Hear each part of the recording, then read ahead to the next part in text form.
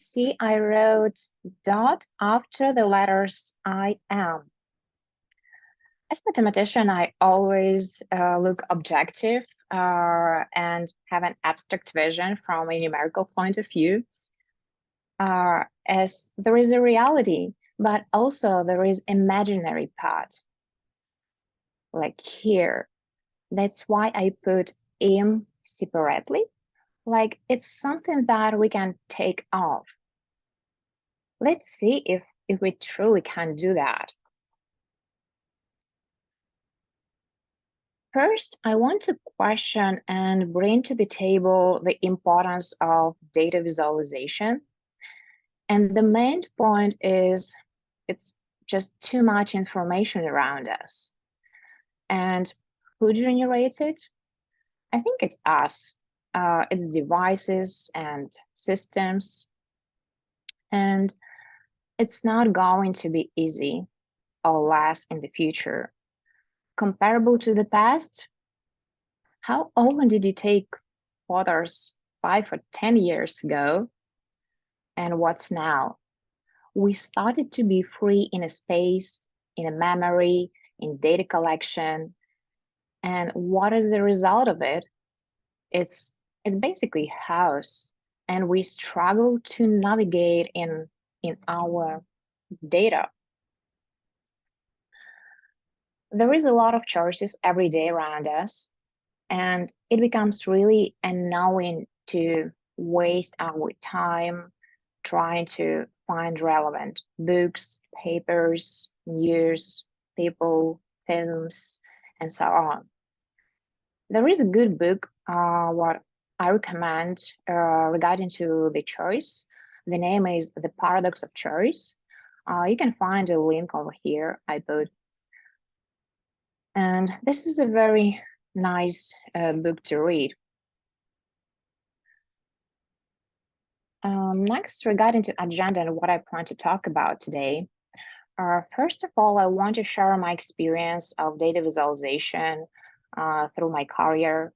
Then I plan to give you some advice on required skills you need in order to do the visualization. And next, show several examples, explain the tools, and recommend some books. So that is our plan for today. And first, let me start with the data project, which I did when I worked on the PhD degree. I was interested in fractals. And this is a property when you zoom in and out, and you still see the same pattern. So like here under level 2, 3, and 4, if we will zoom in and out, we still see there's a divided. So the primary goal was to make the antenna in the following devices smaller, but the signal, because of the type of their antenna and the property, will become much better. So that is amazing. And again, we help to visualize and see what will happen and then implement it in the real life. Also, you can see here the 3D projection, the 2D, the cross section of the diffraction structure. So all these kind of visualization data help you to model and set up the project more precisely. Next, yes, we work on the projects, but also we need to see what's inside that structure. So let's say in antenna, we have that dielectric layer, we have a different fillet elements in it, and all of them has different properties and structure. Again, if you would have the skills to visualize it, you would understand this better. And of course, if you understand this better, you can solve it very easy. So this is like 3D and 2D, the cross section of their different visualization. On this slide, you see the radiation patterns scattered, and I put here several curves on the same plot. This is for the reason, and on each slide, I will explain why I did that. So it will be kind of a little bit learning session. So while you see and observe, you can take notes and you can use it for the future. When you do the research and you need some comparison, you kind of freeze and fix one set of the parameters and you change another one. For example, on this plot, I freeze M, L, H, K, but I change their number of fractals of the layers. So this gives me ability to make a comparison and say and investigate what will happen in a case if we would change the fractal dimensions. The next slide just repeat the same approach, but with a different example. Here I use the different metals like aluminum, nickel, and so on. But I fix the other parameters. The angle 20 L remain the same. The frequency 11.2 gigahertz remain the same. But I'm interested in what will happen if I change the metal inside antenna. Which metal or their combinations will give the best result? So that when you do research, you investigate by different angle of view, and you see what is more important and what is actually answering your question, your research question. Here, I did normalization of radiation patterns, and there is a reason why, because let me go back for several slides here. If their data is too different, like here, the green is too small, but the red is too big. And the research question, we want to investigate the shape. What will happen with the shape, but not with the length? We can normalize the data. First, of course, we can scale this, but we can do some operation on it, and then we will be able to see what will happen with the shape. So right now we see the green and the red, so the leaf actually becomes a little bit more rounded, comparable. It was 2 leaves, and then it mostly becomes to the 1. The other technique that you can use the different colors. So just to scale your numbers from the lower to high and see what's happened. In this case, this is the diffraction patterns, and where we have the slit between, let me see, like sample of antennas. So metal, nothing, metal, nothing. So we assume that in that slit that where we have the gap, yes, we will have the different color, and basically we will have the propagation of their light and signal. So just a little bit summarize, when we use the different version of the visualization, like curves, using their angle like polar coordinate system, using their colors like everywhere, then you will be able to have a complete sentence to tell what is happening with your study.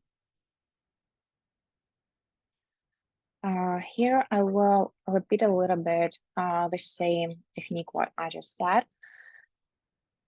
just for better memorizing.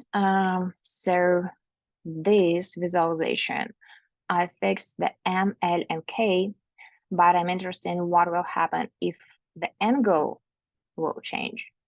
So the alpha 0, alpha 30, alpha 45.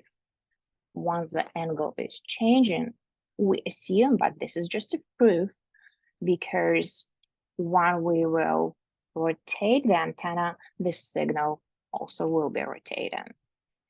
And what else we can see, the more we rotate this leaf becomes a little bit wider, as well as others. You can see how tiny it is here, but once we rotate, it looks like almost like a flower. The other technique that you might use is if the data is too small and too high by the values. Like here, the green line almost not visible, it's very close to the blue, and the red one, it's possible to compare. What you can do, you can multiply. You can multiply by some coefficients.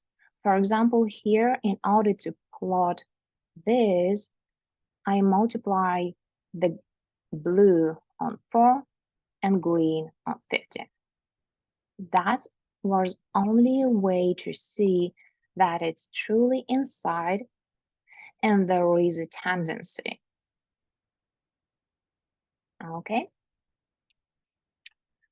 So next, I would recommend by the end, if you do one investigation and you test several techniques, like do the curves like normal X and Y, Z, you do polar system, you do other scatter rate, for example, diffraction patterns, like just the colors, and see what there. So every time you test, whereas many different visualization, after that you will be able to really pick one which is more better, works for your data. And here I want to point out that right now there is many software you can use. You can also build your own and program it and use it too. But important for your study, academic study or industry or whatever study you do, and the project, the data project, you need to be confident in what you did. The knowledge is good, but have another tool that will give the same result as yours. This is the really great evidence for you that you did it right. For example, on the left side, this is my program, what I calculated. And on the right side, it's a program software FECO. At that time, it was free just for a certain amount of time, but I got it just for test. And it was really important for me to see if I did it right. So we can see their same shape leaves, but it's 3 dimensions, and my case is 2 dimensions. But remember that every time you do any calculations or visualization, try to check. And this will be a good check for you to like have 2 types of different software give the same result. Then you're much more confident to go out and give a public talk or publish or do something. Next, I want to jump to some medical field and project where visualization also will be very helpful and really critical to model the situation. So you see their human femur here and the construction. On the timeline, when you design the construction and when you actually put it on a human body in order to fix the issue, there is a big process of the modeling. So This is here also the visualization very helpful. And let me show more directly. So in here by the color, with a red color, you will see the more tension and what it means. The color represents their high tension when the construction will be on the human body. So we can model and see where potentially will be pain, more tension. And since we model in those, we can make edits, we can optimize and make it better for their better treatment.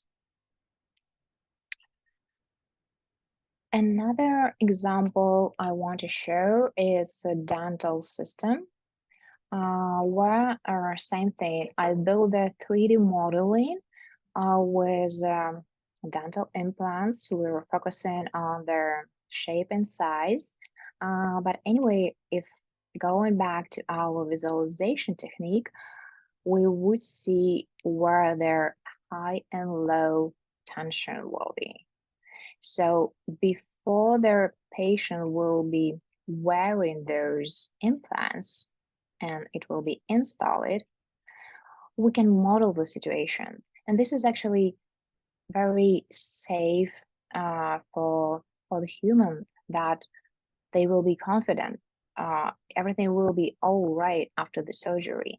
Everything will be better and he will be completely healthy. So their visualization in the medical field is crucial, important, and if you have some creativity and desire to do it, this is a very applicable field, what I have known so far. Next, a couple of projects I want to move to more IT related. It was already after my PhD. I worked as a data scientist, and that was my first mobile app what I developed. But it was interesting in terms like we were building the recommendation system, and like all recommendations right now, it's just a list of items. But we want to do something different and show to the user the most recommended content, like a bubble. That's what you see on the right side. We visualize it with bubbles.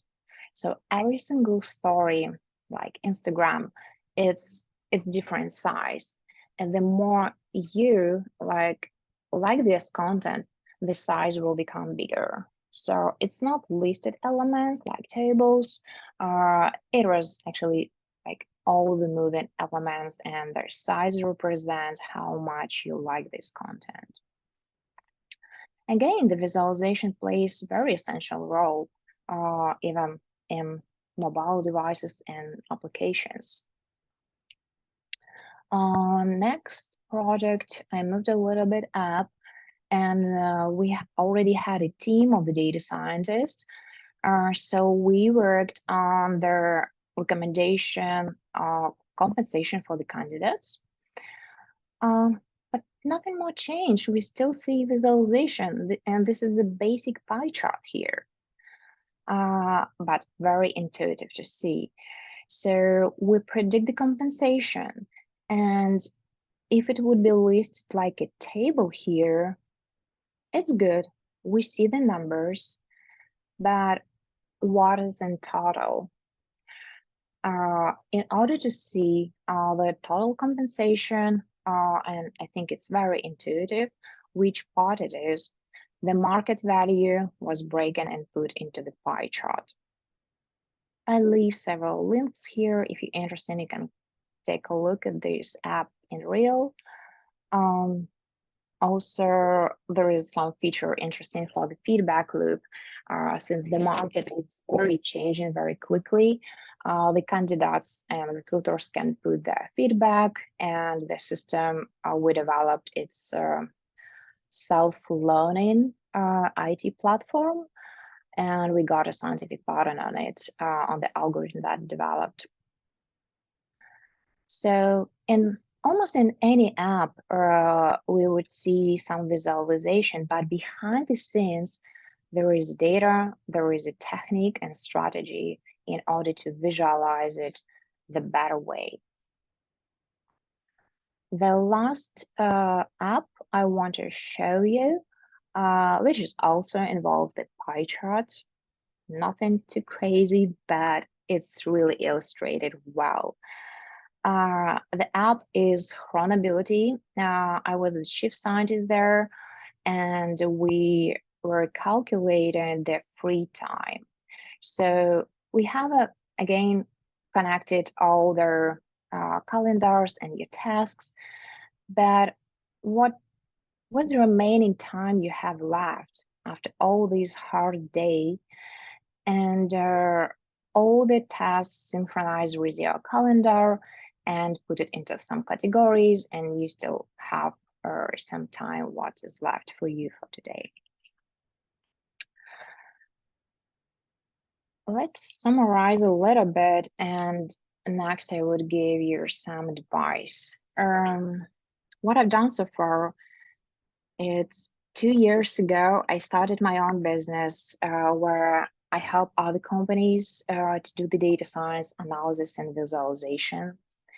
The same year, I joined Marymount University, and I was so happy that I could continue sharing my knowledge and give it up-to-date techniques to my students. Before that, I immigrated to United States. I'm from Ukraine, and I worked as an industry, as an academia. I had my defense of PhD in 25, and my first article, I was just so inspired to do this healthy project for the recommendation, healthy nutrition eating. So yeah, it was just very, very early stage, but I'm really glad of that project. And I will leave some time for the comments if you're interested to ask me any questions. And here are some apps that I was working with the links so you can follow. I also built the master's degree program in data science between Italy and Ukraine to help students get experience in 2 countries. So after all of this, what I worked, I've designed the top of the skills and schema, which I want to share, and maybe this will help you in your career. So the data and the versions of the data we have numbers, text, videos, like every aspect of our life is data, but it's a different format. It can be music, it can be application services. And most of the cases, what we need as a result, we need to do presentation, maybe talk, we need to make a decision, or maybe a report to your director, or maybe just basically make a choice or do a summary. So what's it in between the amount of data that you have and what you need to produce after that? So the top 5 skills I highlight first is be creative and find your unique approach to seeing the data your way, and be realistic, fit the timeline of the project and your ability to complete the work. If you work in a team, make sure that all your team able to complete work together. So you're not working in a silo, you're not working alone, but realistically set the timeline. Everyone needs space, everyone needs to be, again, we come back to the first, creative. How everyone could be creative if this time is not realistic, this is too much stress. Next is curious to shape the data that satisfy the problem statement. So look on the goal and the primary question of your research. If that will answer a question or not. And there is no rules. You can try different shape of the visualization and try if you see this that way, if that is answering your question. Be responsible for your decision, because everything that you do and visualize, you share this to others. So the next level there, other people will be using and utilizing your work. Let's say this is a report for your director. Then he will be seeing only what you showed, the way you show, that maybe some hidden items were missed. So make sure that you choose the right visualization type. And everyone could do mistakes. That's totally fine. And you should be brave enough to find a new way if the existing doesn't work. And there is always room for improvement to make things better. And yeah, just be brave and start a new journey with new data visualization. So the data doesn't change, you just change the view. And again, here I want to point that please remember that you are a unique person and no one can take their same path as you. The same experience, decisions, mistakes, achievements. Be creative and to think the way you want. You can use any software, any computer, but you on the top, you are unique with all your skills you already gathered so far, and you can extend it. And every single day, you can be the better version of you. What's if problem too complicated? What if it is, do you think it's not doable at all? Break it. I think the best answer is just break it. If the problem is too complex topic, break it to more similar, more simple, more doable. If that is still hard to you, break it down once more time again. Break it to the point where you're able to complete it and you're satisfied and you're happy with your result. Then you analyze and then you basically move on. Next, I would encourage you to stop scary about computing. This is just a transformation. Again, be creative. 5, it's the same 5. But you can write it differently, like 10 minus 5, 25 minus 20, etc. What is visualization? It's presenting the information. The information remains the same. We don't do anything with information, but we just present it differently.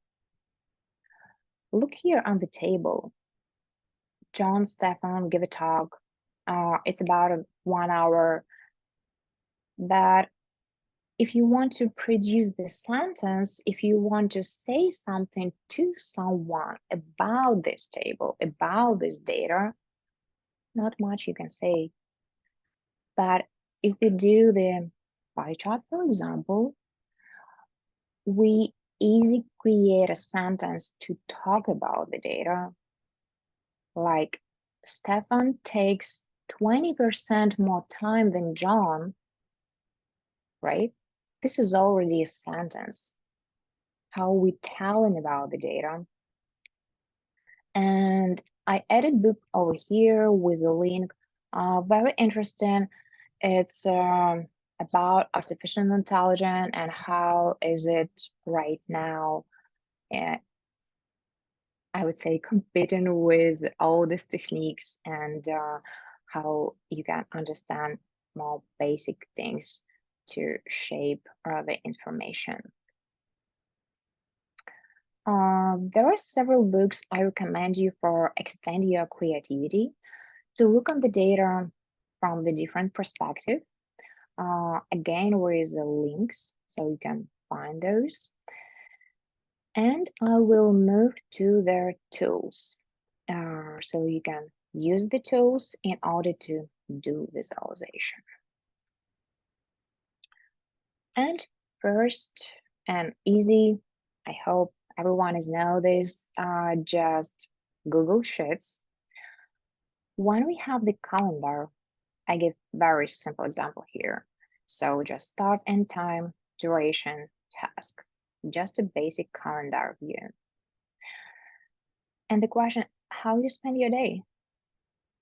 And there is like block and struggle. I mean, you can say good, but what if 1-2 clicks, you highlight the 2 columns and you place the pie chart?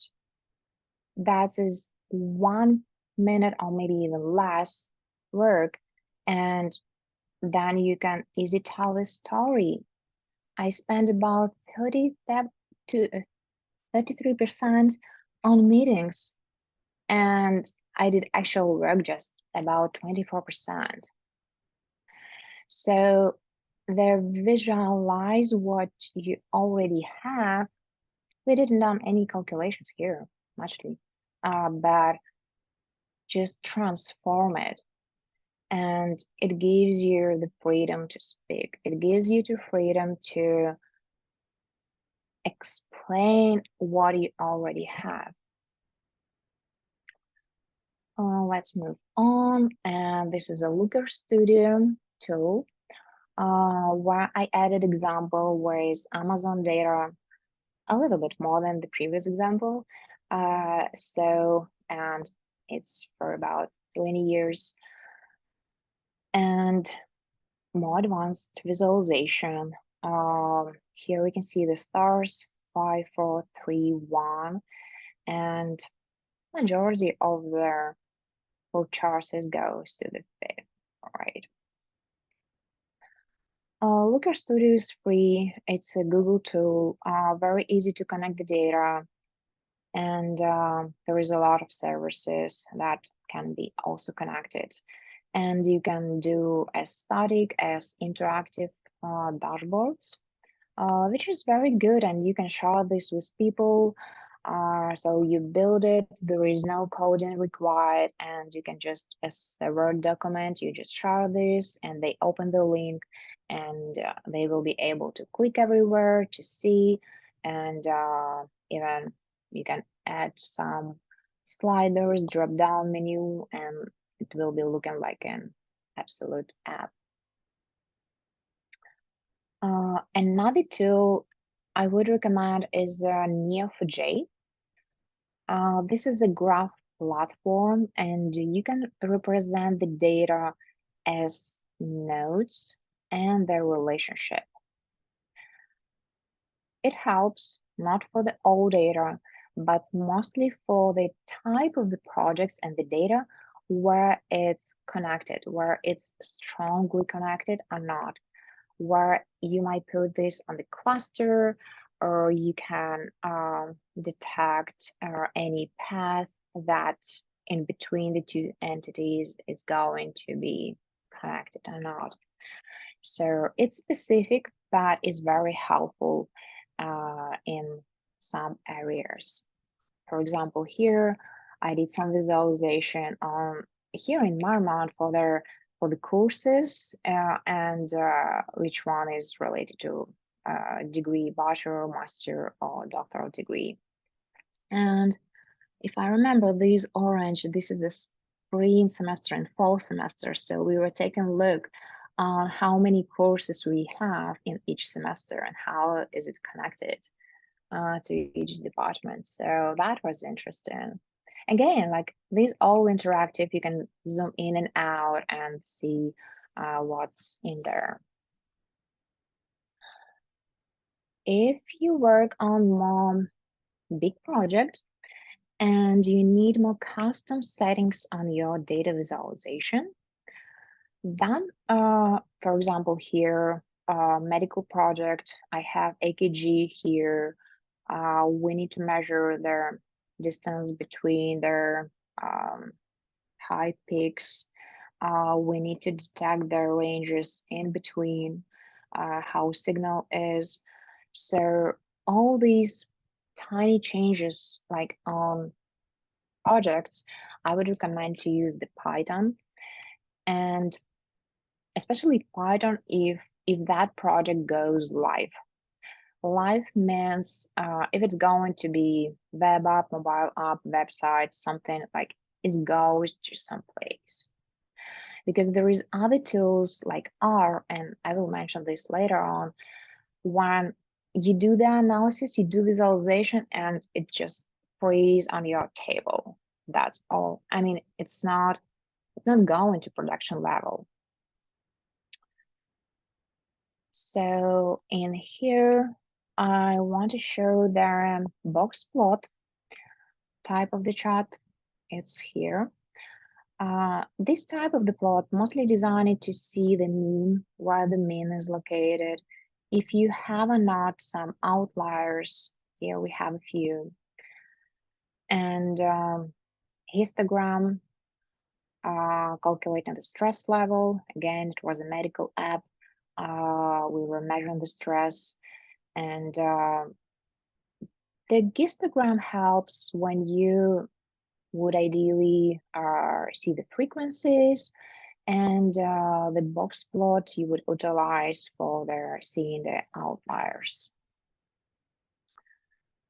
A little bit more advanced box plot.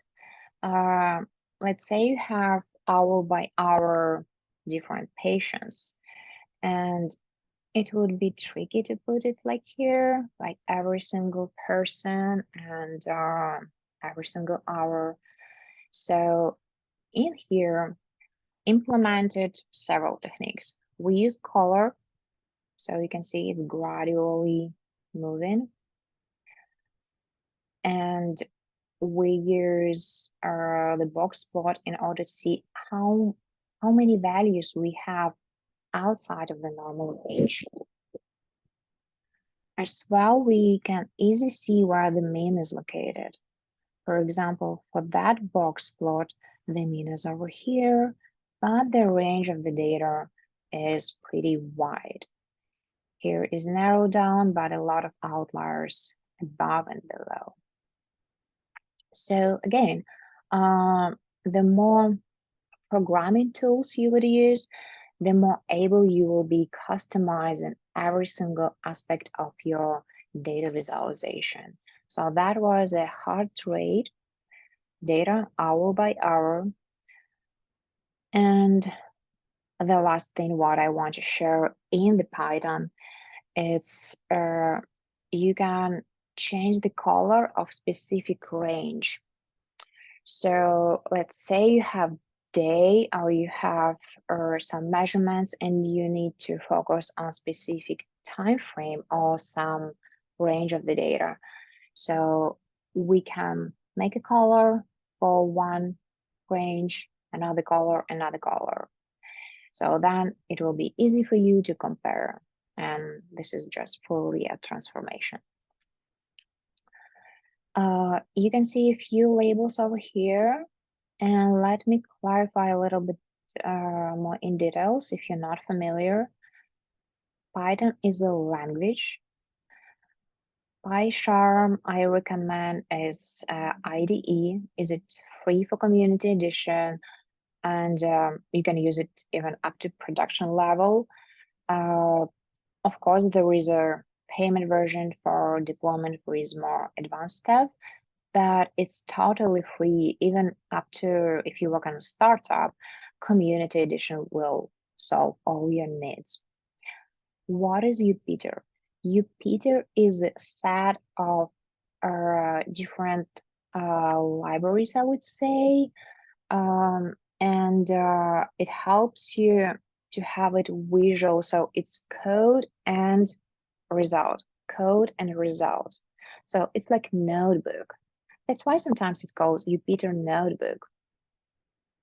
And if you, let's say you design the program will be written on language Python, but your like workable notebook will be designed in Jupyter. So I know it might be a little bit hard, but just for the order, like you install the Python, it's a language we speak. You install the PyCharm, this is IDE where you work in general. And the Jupyter, it will be just one of the things that you would use in the PyCharm as the library in order to practice, in order to visualize your data, okay? And last tool I want to mention, which is very great too, but it's mostly used for the data analysis and statistics.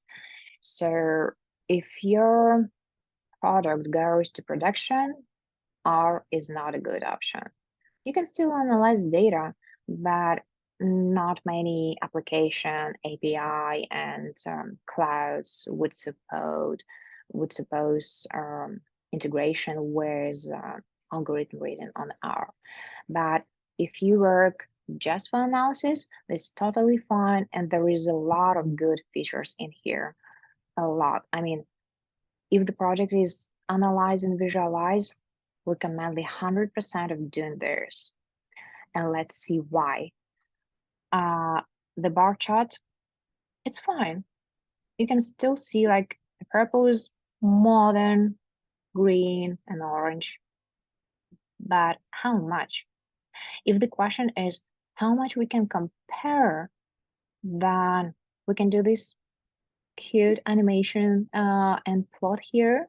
And it's very intuitive to see really how much data in orange comparable to their purple or green.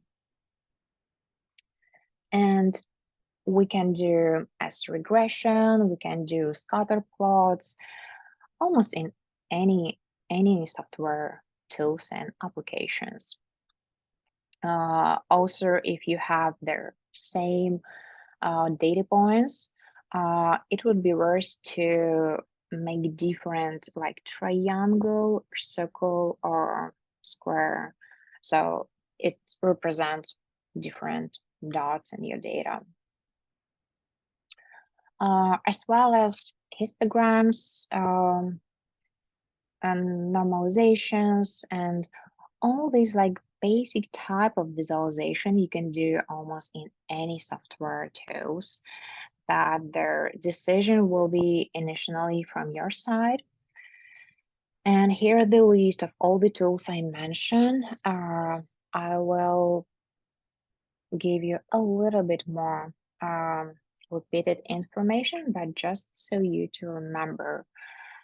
The Google Sheet is very good to use if you need calculations and quickly do visualization. Looker Studio, if you do visualization and you need to send it to someone who has no much background in the data, but they will be able to click everywhere. They will be able to investigate. So this is just like a dashboard, and it looks very nicely. There is no code required here. While in a Google Sheet, you might need some coding if you want to calculate or some formulas. Neo4j Bloom, no coding required, but you can. There is different versions. And this is something specific for the project. Python in R requires coding.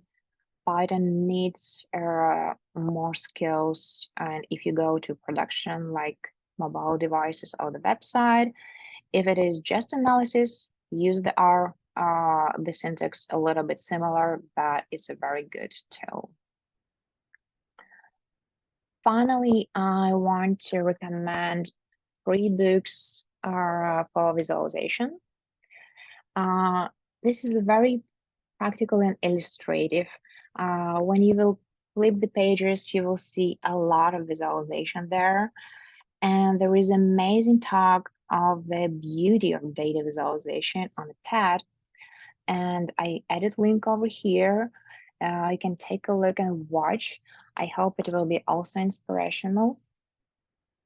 And that's all from my side for today.